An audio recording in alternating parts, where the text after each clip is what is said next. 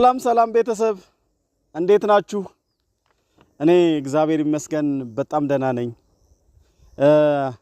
በአንድ እጅግ ወሳኝና ጠቃሚ በሆነ መረጃ ተመልሼ መጥቻለሁኝ። ይሄም ምንድነው? ሰሞኑን በአዲስ አበባ ቤቶች ኮርፖሬሽን በኩል የተላለፈው የኮንዶሚኒየም የተመለከተ አዲስ መረጃ ነው።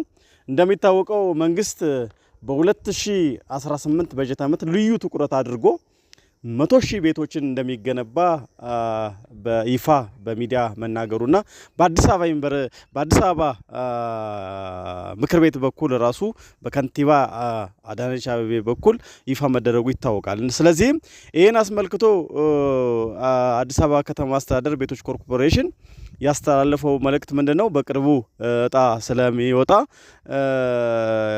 ቁጠባችሁ አክቲቭ ወይም በአማርኛው ንቁ መሆኑንና አለመሆኑን አረጋግጡ ብሎ መረጃ አስተላልፎ ነበር።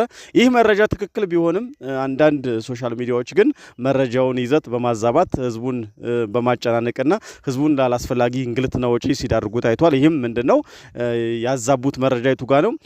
በአካል አዲስ አበባ ከተማ አስተዳደር ቤቶች ኮርፖሬሽን በአምቢስ ድረስ መሄድ አይጠበቅም። ሆኖም ግን ባላችሁበት ሆናችሁ ግን በመስሪያ ቤቱ ወይም በአዲስ አበባ ቤቶች ኮርፖሬሽን የግል ዌብሳይት ላይ ገብታችሁ መረጃውን አስፈላጊው መረጃ በማስገባት ንቁ ነው አይደለም የሚለውን ማረጋገጥ ትችላላችሁ ባላችሁበት የትም ሳትሄዱ። ስለሆነም አሁን የምታደርጉት ምንድነው? በማንኛውም ብራውዘር ላይ ጎግልም ሊሆን ይችላል፣ ጎግል ክሮም ላይ ሞዚላም ሊሆን ይችላል፣ በፈለጋችሁት በመተጠቀሙበት ብራውዘር ላይ ሄዳችሁ http://aahd.et/saving ብላችሁ ስታስገቡት ደግመዋለሁ እንደገና በማንኛውም ብራውዘር ላይ http://ahd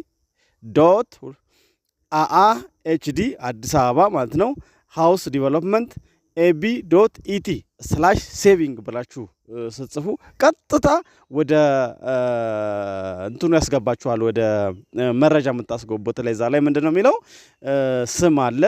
እዛ ስማችሁን ታስገቡና የባንክ አካውንታችሁን ስታስገቡ ምንድነው የሚያደርግላችሁ? ይሄ መረጃ ንቁ ናችሁ አክቲቭ ናችሁ አይደላችሁም የሚለውን ነገር ያሳያል ማለት ነው። ንቁ ናችሁ ማለት ከእንትን ላይ ለጣው ብቁ ናችሁ ማለት ነው።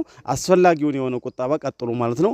ንቁ ካልሆናችሁ አክቲቭ ካልሆኑ ደግሞ አክቲቭ ትሆኑበትን መንገድ ከቤቶች አስተዳደር ጋር ለመነጋገር ይሄ እድል የሚሰጥ ነውና ይሄን መረጃ ለሁሉም ሰው ላልሰማ ሼር በማድረግ እንድትተባበሩ ጠይቃችኋለሁ። በሌላ መረጃ እስከምንገናኝ ድረስ መልካም ጊዜ ይሁንላችሁ።